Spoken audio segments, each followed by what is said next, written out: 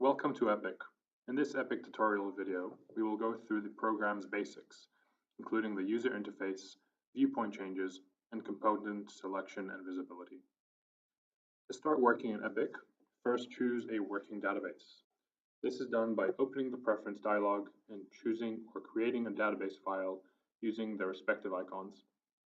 All grid data will be saved into the database. The preference menu can also be used to change display settings and to select accelerator keys based on the user's preference. To open an existing simulation, click the Open Simulation icon and select the simulation from those available. If opening the simulation for pre-processing, click the Edit button.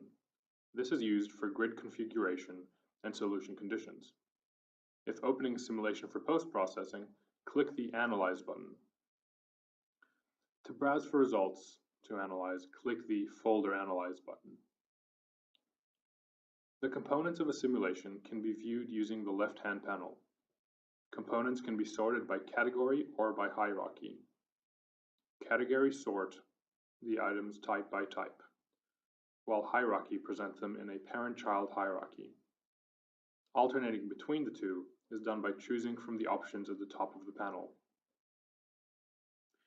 To change the view of the workspace, use the right-hand panel. The icons can be used to zoom in and out, zoom to fit, align view with axis direction, or to use a previously saved view. The current view can also be modified using mouse and keyboard shortcuts. Zooming in and out is done using the scroll wheel.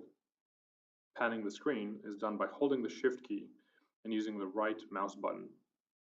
Rotating the view is done by holding the Control key and using the right mouse button. However, these combinations may vary depending on your accelerator key selection. To save custom views, use one of the camera position icons.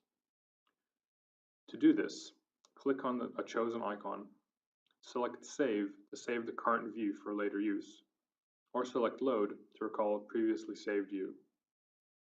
Note that any previously saved views will be overwritten if you save a new view to an occupied view icon.